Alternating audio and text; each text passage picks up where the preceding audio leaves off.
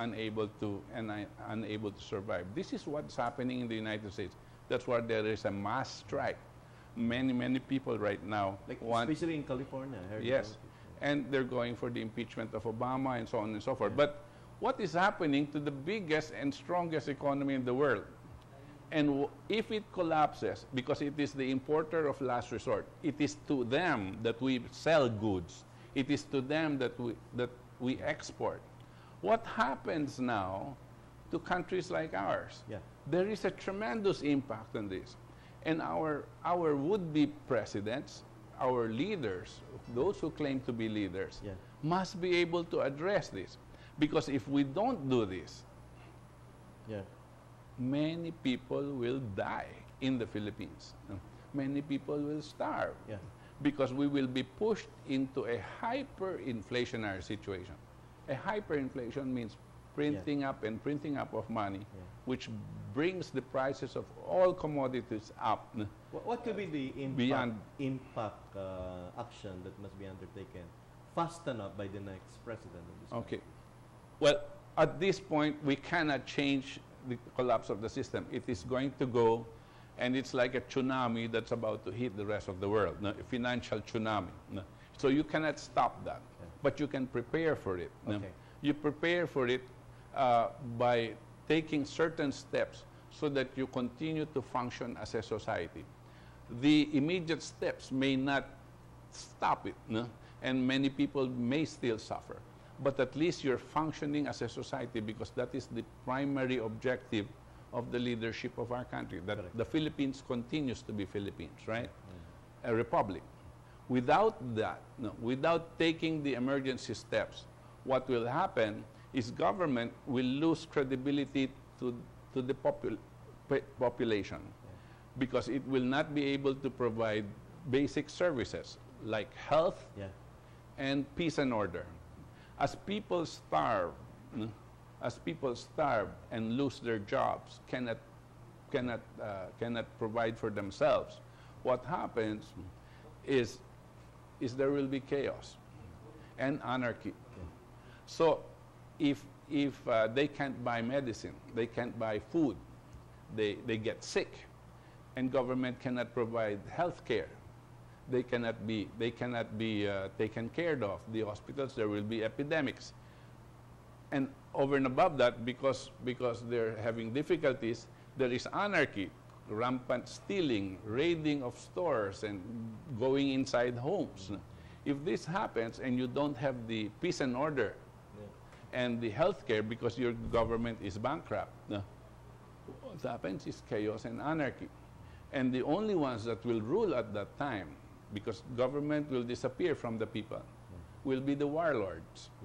I don't have to name who the warlords are, but they will gravitate toward the warlords, because the warlords have armies, private armies, and they can probably produce things that can be sold, and there will be some form of economy. And what are these? Most probably drugs.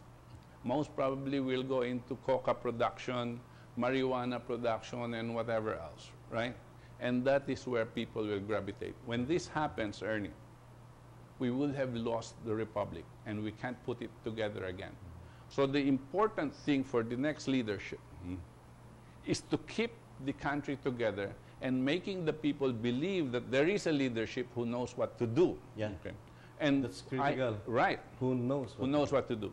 And I'm proposing, and I have been proposing to them individually, and some of them I've talked to, 3 emergency steps to save the nation. Okay. Number 1, we must declare a moratorium on foreign debt payments. Okay. These foreign debt payments hit probably about more than $10 billion a year. This is a payment of a debt which we never received. Correct. And it only ballooned because we allowed the floating exchange rate, a floating exchange rate, which means they devalue the peso versus the dollar. And as they devalued the peso before, over the past how many years now, 30 years now, as they were devaluing the peso over the dollar, you need more pesos to pay your debt. So what happened was you could not raise more pesos because you can only tax the people so much. So you had to borrow just to pay the servicing of the debt. So the debts, foreign debt started to balloon. Yeah. And so we have to declare because it's going to kill our people. Okay. Number you think two. The politics in this country has that will? Yeah. Well, this is what's needed. But this is three integrated steps, Ernie. Okay. So I'll just finish this. Okay. Number two, very, very important. We must be able to restart the Bataan nuclear power plant. The Bataan nuclear power plant is an indigenous source of energy, no? Which will operate for the next 50 years. No? And it will be a big impact on the need to import oil. It will not completely obliterate that need, but it will make a big impact. And you have an indigenous source of energy regardless of what happens to the oil prices because of the political situation in Iran later on, which I can take up later. So we need that. So we have indigenous source of energy, so we continue to function in our businesses and our society. Okay? And number three, together with these two, the third one is government must go into a massive national food production program and joining all agencies of government, all departments focused on massive science-driven, infrastructure-based food production program, getting private sector involved and all of the NGOs involved into doubling, tripling, even quadrupling the food production. Because the more food you can produce, the greater your capability to fight hyperinflation. Yeah. Because prices of goods will be so much, will be stabilized, right? And so cheap that people can afford to survive. Yeah. So you have a functioning society. Now, I'm not saying that this is going to be overnight, that it's a miracle. But what I'm saying is once this is articulated and explained to the people, that the leadership is doing this to save their lives and to prepare for the next generation that they will have a better quality of life.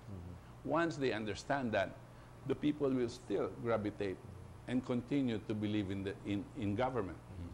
But without any kind of program that's like this, the people will probably lose faith in any kind of leadership now that does not address their lives. With this three-pronged strategy, we will be able to instill order in society. So the next president must not en toto listen to what NEDA is telling them. I mean, I'm serious about it because many presidents have listened to NEDA, and you know what happened to our country. Right. What are your insights on that? Well, it's like the blind leading the blind. Correct. Right? Kung dadaling ka ng bulag, no, sasama din yung bulag ka na, dinadala ka pa ng bulag, saan kayo pupunta? Di ba? The blind leading the blind. Right now, and people like James Galbraith, who's the son of Galbraith, the economic, the economic advisor, John Kenneth, son of John Kenneth Galbraith, James Galbraith, who's an economist and a professor in the United States. He had actually said, maybe the Department of Economics of all the universities in the United States should be closed down. And it should be rehabilitated to teach a new kind of economics. Because the old economics, the old strategies, the old measures of economic growth did not work and did not warn us of this coming global crisis. Right? Ako, Butch, parang music sa tenga ko. Yeah, that's I've right. been talking about it many years ago. Anyway, so we'll go back for that. Yes. We have a break. Okay, so we will be back.